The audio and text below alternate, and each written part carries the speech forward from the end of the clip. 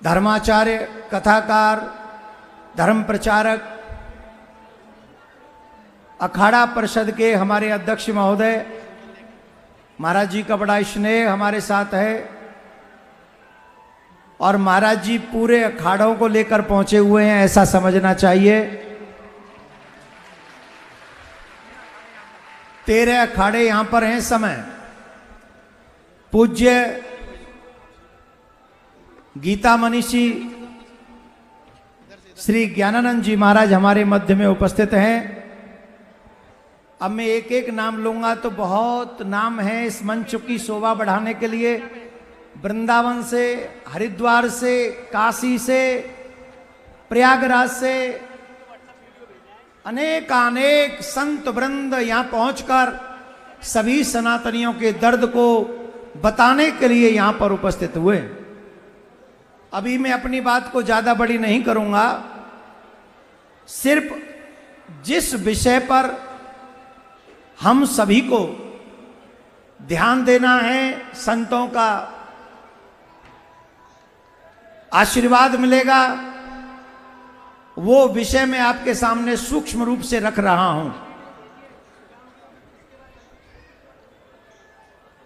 वो विषय है वर्तमान समय में हम सबके श्रद्धा, विश्वास, समर्पण का विषय है भगवान की पूजा पद्धति। चाहे भगवान राम हो, चाहे भगवान कृष्ण हो, चाहे शिव हो, चाहे हनुमान जी हो, चाहे देवी मां हो, चाहे गणेश जी हो, अनेक रूपों में भगवान की पूजा हमारे यहां की जाती है। लेकिन वर्तमान युग में अधिकांश पत्रकार बंधुओं ने हमसे पूछा, सनातन बोर्ड की आवश्यकता क्यों पड़ रही है आपको? सभी सनातनियों का भी ध्यान चाहूंगा और सभी मंच आसीन जितने भी धर्माचार्य हैं उनका भी ध्यान 2 मिनट के लिए चाहूंगा। हम सबसे पूछा जा रहा है कि सनातन बोर्ड की मांग क्यों कर रहे हैं आप, क्या आवश्यकता है?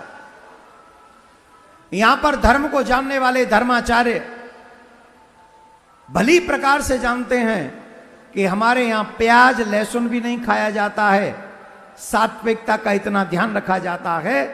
लेकिन हमारे सनातनी मंदिर क्योंकि सरकारों के अंडर में है, अभी कुछ समय पूर्व हमें संदेश मिला, हम सबको न्यूज़ों के माध्यम से पता चला, एजेंसियों ने भी जांच करके बताया कि तिरुपति बालाजी के मंदिर के प्रसाद में पशुओं की चर्बी भी प्राप्त हुई है। अब हम आपसे जानना चाहते हैं, क्या ये सनातनी पशुओं की चर्बी खाने के लिए तैयार हैं? जोर से बोलिए, तैयार है? आप बताइए, तैयार है? ये दोबारा घटना न घट सके, इसके लिए हमें सनातन बोर्ड चाहिए।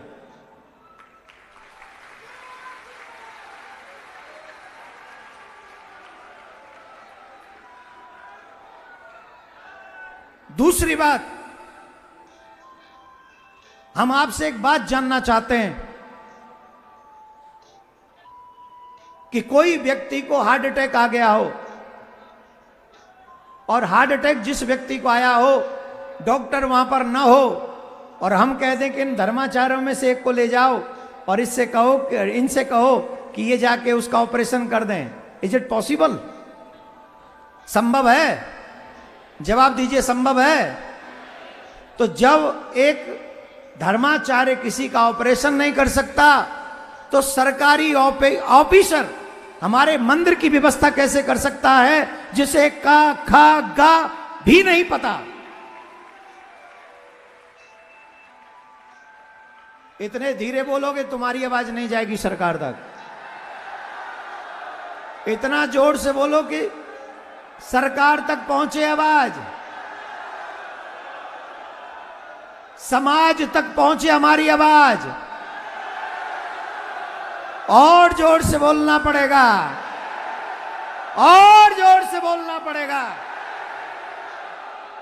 नहीं, बैठ के ही बोलना है, खड़े होकर नहीं बोलना है, जो खड़े हैं वो अव्यवस्था कर रहे हैं और जो बैठे हैं वो सच्चे सनातनी हैं। आज बैठ जाइए पूरे दिन और इतना जम के बैठिए, जो लोग बैठे हैं, अब मुझे नाम नहीं लेना है, वो हमारी आवाज को सुने बगैर न रह सके, उन्हें हमारी आवाज सुननी पड़ेगी, पूरी सुननी पड़ेगी। दूसरा, अगर सनातन बोर्ड का गठन होगा तो गुरुकुलम परंपराएं जो नष्ट हो चुकी हैं उन्हें जागृत किया जाए। हमारी गौ माता, गौशालाएं,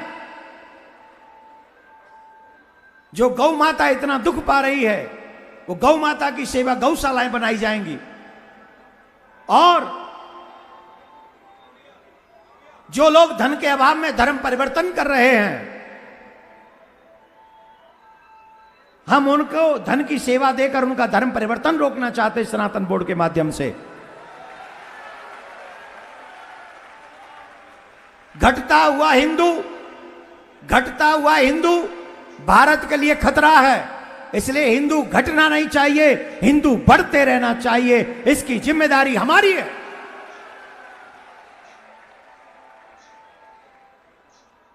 जिन लोगों ने प्रसाद में मिलावट की है, ऐसे लोगों को कठोर सजा मिले, ये प्रार्थना। और हमारे मथुरा में अभी भी कन्हैया जामा मस्जिद की सीढ़ी के नीचे है। भगवान को मानने वालों, भगवान का नाम जाप करने वालों, भगवान लड्डू गोपाल की पूजा करने वालों, बताओ जमीर है कि मर गया? है कि मर गया? और अगर जमीर है तो अपने ठाकुर जी को जामा मस्जिद की सीढ़ी से लाकर मथुरा में कन्हैया का भव्य दिव्य मंदिर बनाए। इसके लिए धर्म संसद यहां पर बैठी है।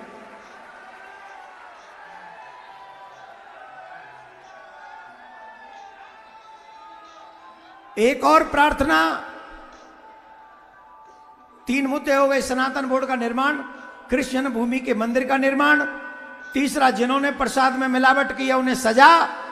एक और प्रार्थना आप सबसे है, हमारी हिंदू बच्चियों का विवाह हिंदू परिवारों में ही होना चाहिए, ऐसा नियम बने।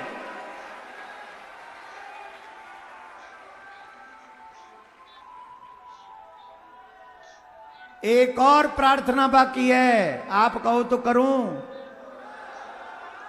जो कंपनियां हलाल सर्टिफिकेट लेकर अपना सामान बेच रही है, हिंदू समाज उन कंपनियों का बहिष्कार करे, क्योंकि उनके लिए जो हलाल है जरूरी नहीं कि वो हमारे लिए भी शुभ हो सकता है उनके लिए जो हलाल है वो हमारे लिए हराम हो। इसलिए हलाल बेचने वाले लोगों को हम बहिष्कृत करें, हम वहीं से सामान खरीदें जहां पर हमारी शुद्धता पवित्रता बनी रहे और मेरे ठाकुर जी को कोई भी पशु की चर्बी का भोग न लगा सके। ऐसी व्यवस्था सुनिश्चित करना यह धर्माचार्यों का काम है, सरकारों का नहीं।